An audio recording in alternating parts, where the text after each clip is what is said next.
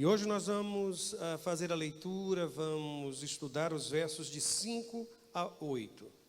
Apocalipse capítulo 13, versos de 5 a 8. Assim como fiz, eu acho que a caneta ficou aí no banco, filha. Vê aí, por favor. Não, no banco não. Isso, nesse lado, cantinho. Ok. Obrigado. Assim como fiz na quarta-feira passada, eu vou tentar fazer um breve resumo. Na verdade, é tão pequeno o resumo, porque eu vou destacar apenas 2 pontos daquilo que falamos na semana que passou. Naquela ocasião, eu fiz questão de dizer aos irmãos que o surgimento da besta, neste capítulo de número 13, ele está diretamente ligado à realização de prodígios, de sinais, de milagres, e que esta seria uma marca da manifestação do mal nos últimos dias.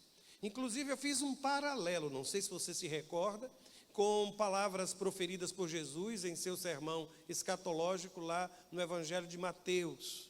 E fiz questão de dizer que milagres, que sinais, que maravilhas iriam acontecer neste período final da história. A segunda observação que faço tem a ver com a associação, ou melhor, com o fato de que o surgimento da besta vai ser marcado pela ascensão de um poder político, ideológico, que irá exigir para si a adoração. Nós vimos, inclusive, o canto de louvor à besta.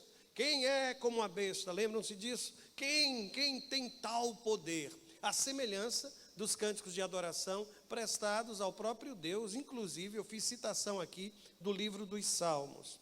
Na verdade, o que vai acontecer é que o lugar de Deus na vida das pessoas vai ser substituído por esta figura, por este poder. Agora sim, nós vamos fazer a leitura do texto. Apocalipse 13, versos de 5 a 8. Acredito que usei aqui a nova versão internacional. Assim está escrito, Apocalipse capítulo 13, versos de 5 a 8.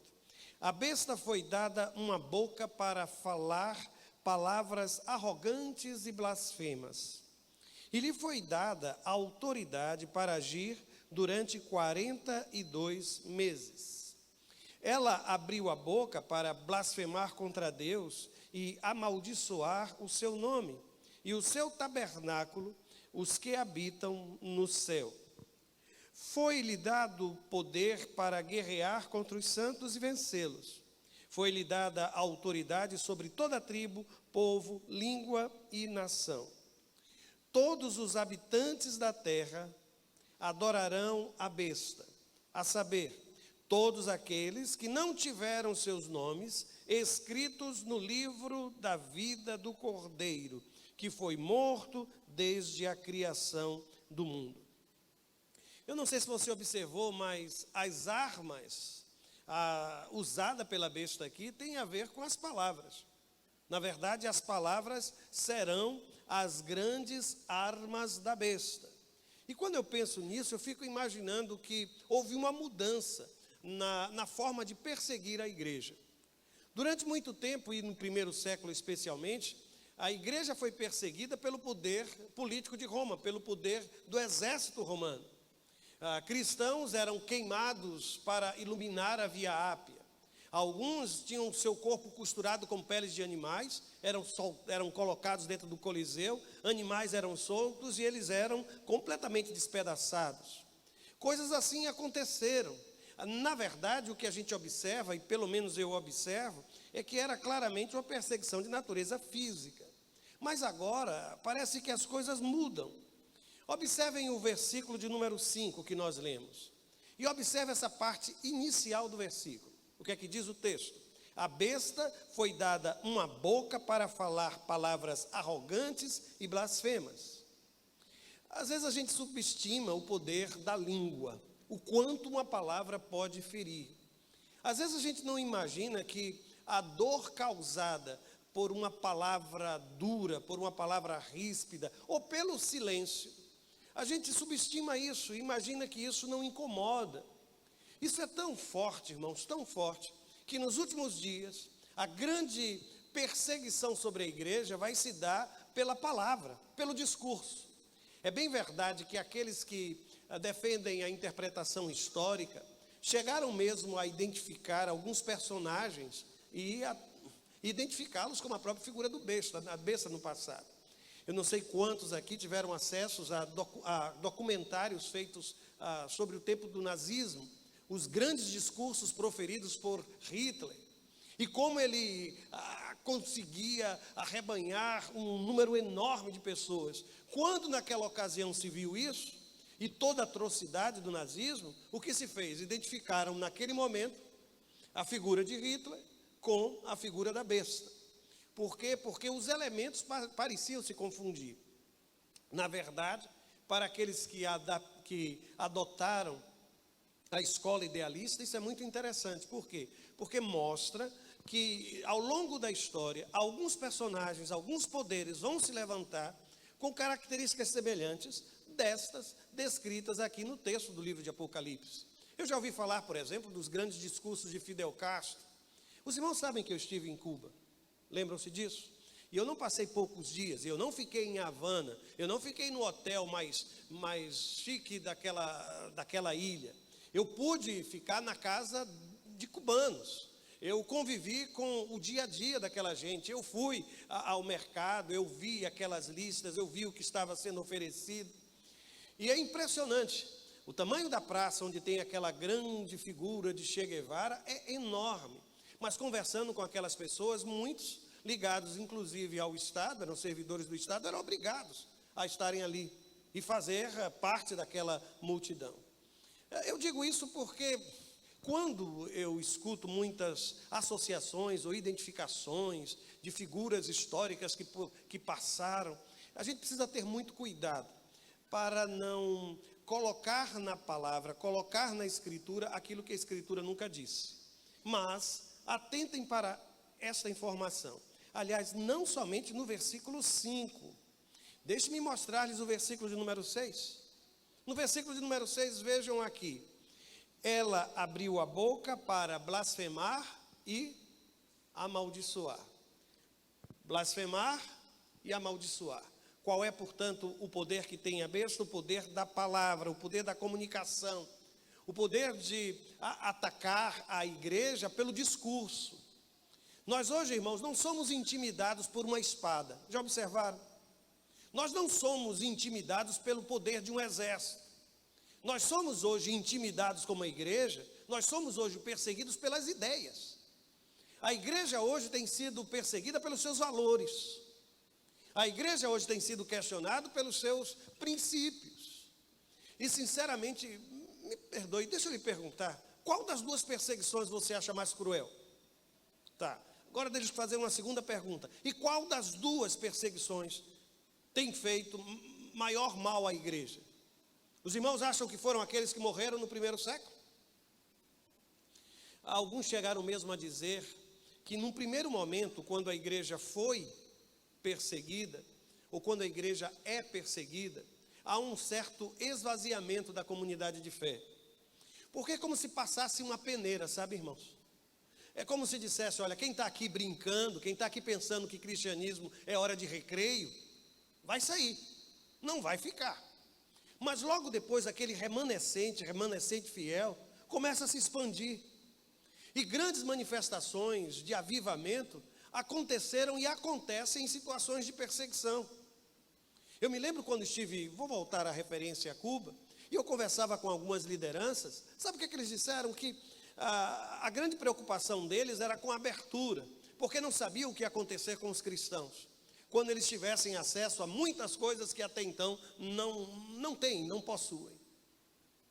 Aliás, se quiserem conversar mais comigo, não sei se conhecem, nós temos um pastor aqui em Maceió, pastor da Igreja Batista 5 de Maio, que é cubano, a família dele é de lá, e recentemente nós paramos para conversar e trocamos muitas ideias sobre isso. E eu me recordo que aquela gente estava muito preocupada com a igreja depois, ou cessada as limitações, o que iria acontecer com a igreja. Portanto, mesmo que você imagine que a perseguição do primeiro século, a perseguição que ainda acontece em alguns países, perseguição marcada pela ameaça, pela intimidação, pela espada, pela prisão, pela expulsão de casa. Ainda assim, eu tenho percebido que esta perseguição no campo das ideias tem causado prejuízo enorme à igreja. A Bíblia não tem sido mais queimada, irmãos, mas tem sido questionada, desvalorizada. A Bíblia e os livros sagrados não estão sendo mais jogados no lixo, mas estão sendo considerados como se fossem lixo. E é por isso que eu insisto, o poder da besta e a perseguição à igreja nos últimos dias, ela terá muito mais um caráter de ideias, de discurso, de palavra, do que os irmãos possam pensar. Aliás, há no texto sagrado uma forte ênfase a uma expressão que se repete, que tem a ver com a ideia de ter sido dada à besta poder. E eu fiz questão de destacar aqui, no mesmo versículo de número 5, observe a expressão ali: foi dada uma boca para falar palavras. Depois, foi dada, aí o texto sagrado vai dizer, foi-lhe dado poder para guerrear, autoridade sobre toda a tribo.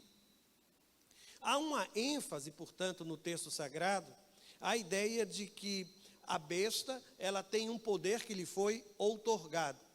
É curioso, não é, irmãos? Porque as pessoas da Trindade, elas não recebem nada do outro. O que nós temos é a fé de que o nosso Deus, ele é onipotente. Ele tem todo o poder, o Deus Pai, o Deus Filho e o Deus Espírito Santo. Mas notem que a autoridade e poder da besta é concedida, ela não tem por si, ela recebe, é poder de outro. E neste caso, é bom lembrarmos daquilo que está escrito lá no versículo de número 2. Por quê? Porque esta expressão foi-lhe dada, precisa ser interpretada à luz do versículo 2, deste mesmo capítulo. Apenas para lembrá-los, capítulo 13, verso 2. O dragão deu à besta o seu poder, o seu trono e, diz o texto sagrado, grande autoridade. Os irmãos imaginam que quando Jesus foi tentado, que Satanás olhou para ele e disse: olha, se me adorares, te darei todos os reinos do mundo. Basileia, tu cosmo. A pregação de Jesus era Basileia, tu teu, ou Basileia, tu Uranos, mas que é céus ou Deus. Mas a proposta satânica é outra. Por isso, quando você ler este texto, perceba, todo o poder da besta vem do dragão. E eu já disse aos irmãos que o dragão, descrito no capítulo de número 12, representa o poder espiritual que está por trás da ascensão da besta, esta figura humana que vai de alguma forma se levantar e se manifestar ante tudo aquilo que é a proposta do Evangelho, a proposta do Cristo. Portanto, repetindo, a perseguição deixará de ser física e passará a ser ideológica. O discurso da besta será contrário aos valores e princípios cristãos. Contudo, mesmo que eu tenha afirmado que haverá esta mudança, a perseguição física ainda irá ocorrer, viu, irmãos? Não pensem que estão isentos de situações de perseguição, de prisão, de coisas assim. Aliás, eu não preciso ir muito longe para mostrar-lhes que esta perseguição de natureza, de questionamento de valores, de princípios, já tem colocado algumas lideranças evangélicas do nosso país em juízo. Eu estou dizendo algum absurdo ou os irmãos não têm acompanhado? Hoje em dia, quando eu venho aqui para pregar sobre alguns temas, eu preciso ter enorme cuidado. Ou os irmãos acham que isso não acontece? É por isso que insisto. Precisamos, portanto, estar atento, porque há 2 versos aqui importantes. Qual é o conteúdo dessas palavras? Aí o texto vai dizer que são palavras arrogantes, são palavras blasfemas. Aliás, a palavra arrogante quer dizer assim, coisa grande. É alguém que fala muito de si mesmo, que se apresenta como se fosse... sabe aquela pessoa que é extremamente orgulhosa naquilo que faz, que só o que ela faz é certo, o do outro é errado? É mais ou menos assim. E a ideia seguinte, inclusive aparece no versículo de número 6, é que esta blasfêmia aparece como blasfemar contra Deus, amaldiçoar seu nome. O nome de Deus tem a ver com o seu caráter. A figura de Deus, o caráter de Deus, e se observarem, o tabernáculo vai ali aparecer, no mesmo verso. Todas as coisas celestiais vão se transformar em motivo de blasfêmia. E blasfêmia aqui não é amaldiçoar, é ridicularizar. É tratar como sem valor, é desonrar, é falar das coisas sagradas sem qualquer respeito. É invadir essa esfera do sagrado como se estivesse lidando com algo sem qualquer valor. O desrespeito aos valores cristãos, à espiritualidade, eu vou além, à religiosidade do outro. E vai completamente, e sinceramente, irmãos, não é difícil a gente perceber que a gente está caminhando para uma direção como essa. Nós vivemos num século onde se fala muito de respeito, de tolerância, mas tolerância e respeito para quem? Para quem? Mas eu vou adiante, por quê? Porque esse discurso da besta, como eu disse, marcado pela arrogância, marcado pela blasfêmia, é interessante porque a palavra blasfêmia, que aparece na língua portuguesa, ela é, na verdade, a transliteração da palavra grega que também se escreve como blasfêmia.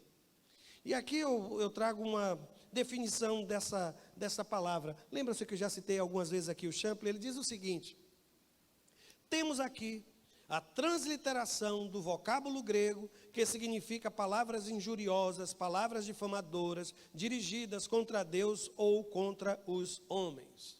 E aí ele continua no seu comentário: o anticristo procurará difamar a pessoa de Deus, tornando-o desnecessário ao mundo moderno.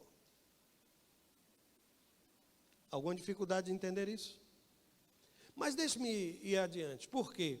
Porque o período chamado da tribulação, ele é mencionado no versículo de número 5. E é inclusive possível fazer um paralelo entre este versículo 5 do capítulo 13 e o início do capítulo 11 do mesmo livro de Apocalipse. Eu vou mostrar-lhes como. Eu espero que tenha ficado claro.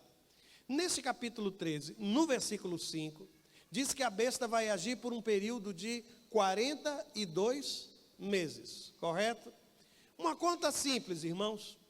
42 meses, dividido por 30 dias, eu chego a um total de 3 anos e meio, correto? É possível fazer um paralelo com o capítulo 11? Sim, porque no capítulo 11, lá no versículo 2, vai se falar do mesmo espaço de tempo, 42 meses. Depois, no versículo 5, que é o versículo 3, não vai falar em 42 meses, vai se falar em quê? Em 1260 dias. No entanto, se eu pegar estes 1260 dias e dividir por 30, qual é o número que eu chego? 42 meses. E se eu pegar os 42 meses e dividir por 30, que número eu chego? 3 anos e meio. Para muitos, essa referência aos 3 anos e meio, no capítulo 11, deveriam ser somadas. E aí teríamos um total de um período de tribulação de 7 anos. Esse esforço é para tentar coincidir com a profecia lá de Daniel. E aqueles que defendem a questão da grande tribulação vão dizer que nós vamos ter 7 anos de tribulação sobre a igreja. E que este capítulo 13 seria a segunda metade desse processo de tribulação. Mas como eu disse que existem muitas escolas de interpretação, fique muito à vontade. Agora o fato é que a igreja vai ser perseguida, meu irmão. Que as coisas não vão ser assim tão fáceis. Que a palavra, a Bíblia não vai ser... Não, a gente está numa fase que já se tornou até chique, não é, irmão? Ser evangélico hoje em dia. Não é nem mais evangelho, é evangélico, é gospel, né? A gente criou, inclusive, uma outra expressão. Houve uma época que as pessoas tinham até dificuldade, mas agora parece que algumas celebridades se tornando... Vou trocar o microfone, tá?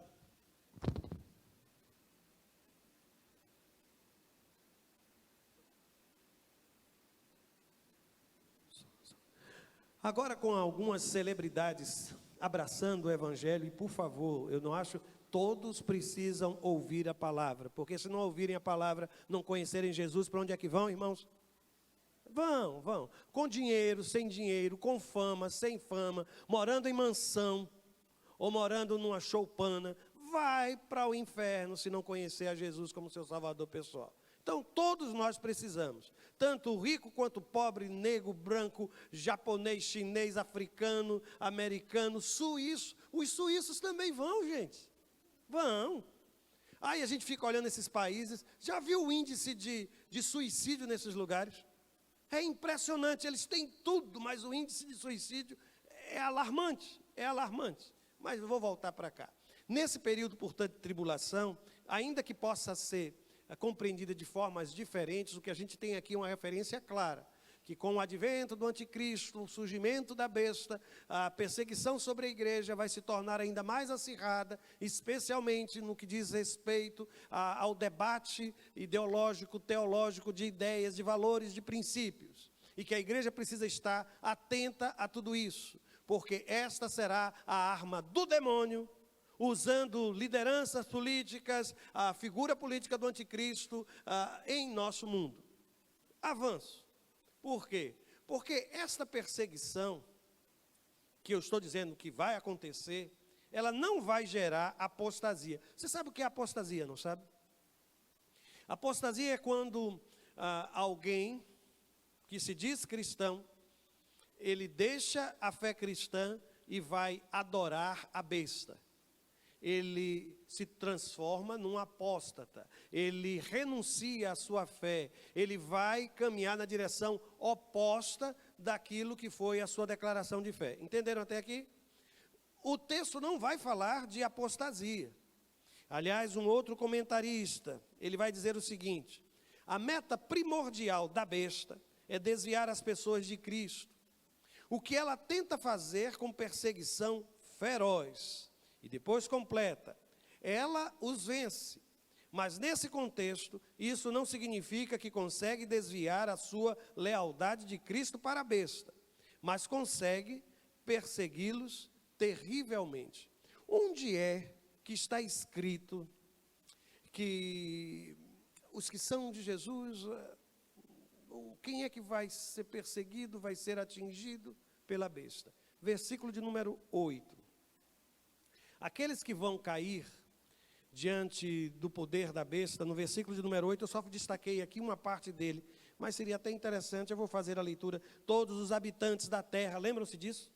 Todos os habitantes da terra adorarão a besta, a saber, porque primeiro começa, a gente até se assusta, né? Todos os habitantes da terra vão adorar a besta, aí ele diz assim, a saber, todos aqueles, né, que não tiverem, ou não tiveram, seus nomes escritos no livro da vida. O que é que isso significa? Que quem é que vai adorar a besta, irmãos? É quem está no meio do povo de Deus, se dizendo cristão, mas nunca foi convertido.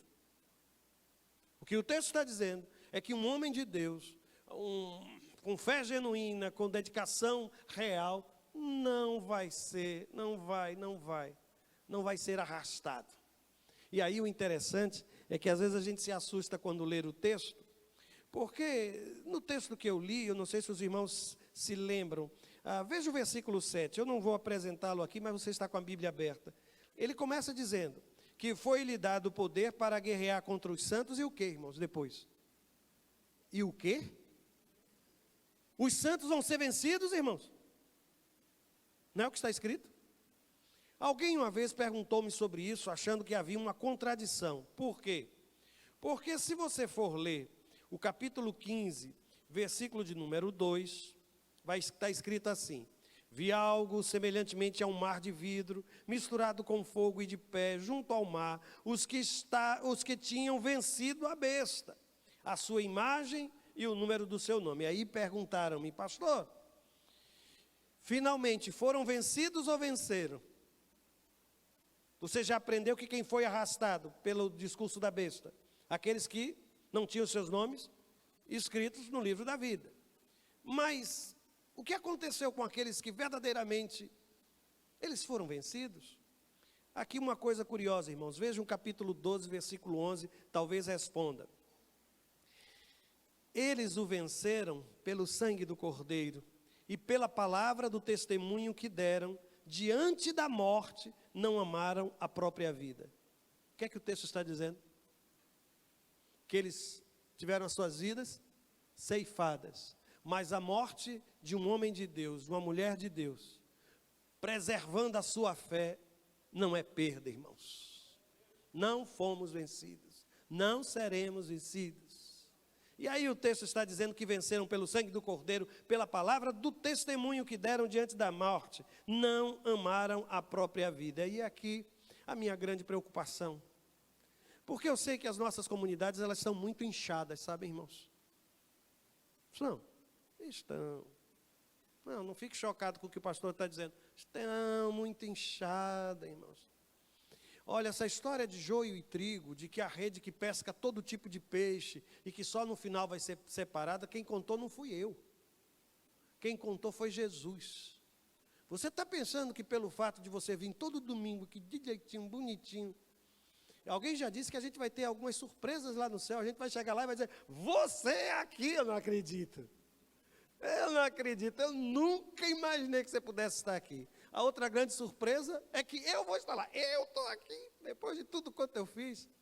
A outra coisa vai ser você, não está aqui, você não viu, meu Deus, e era tão santo lá na terra. Gente, isso é só uma brincadeira, não é? Mas com um fundo de verdade, né, gente?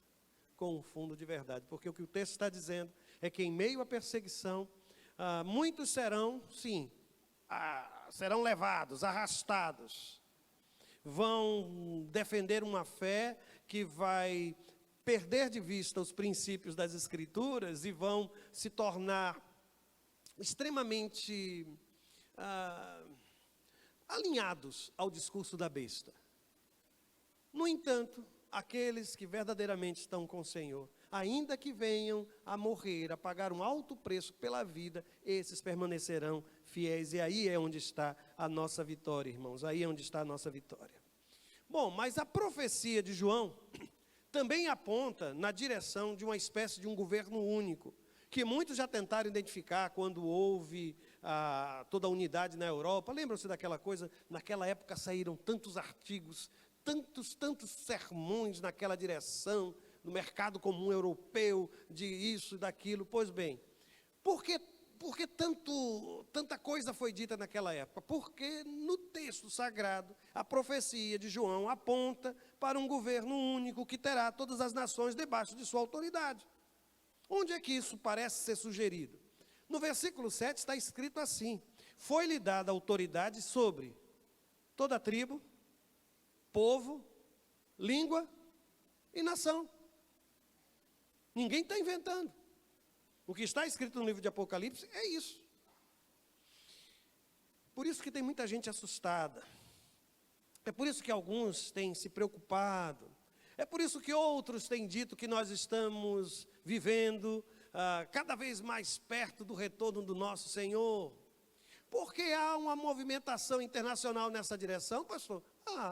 Como já houve em outros momentos. Não sei se agora será consumado, mas sempre que você perceber os sinais descritos no livro de Apocalipse, permaneça atento. Por quê, pastor? Por que vamos permanecer atentos? É simples, meus irmãos. Eu coloquei só uma partezinha no esboço que vocês têm aí, mas naquele mesmo sermão pregado por Jesus em Mateus 24, ele vai dizer assim: pois nos dias anteriores ao dilúvio, o povo vivia comendo, bebendo, casando-se, dando em casamento, até o dia que Noé entrou na arca. E eles nada perceberam, até que veio o dilúvio e os levou a todos. Assim acontecerá na vinda do Filho do Homem. Gente, eu cresci ouvindo aquela canção, lembra? O rei está voltando. Gente, era no LP. Está voltando, a trombeta está soando, o meu nome a chama Roberto. Quando eu era pequeno eu ficava imaginando isso, viu? Eu ficava imaginando isso.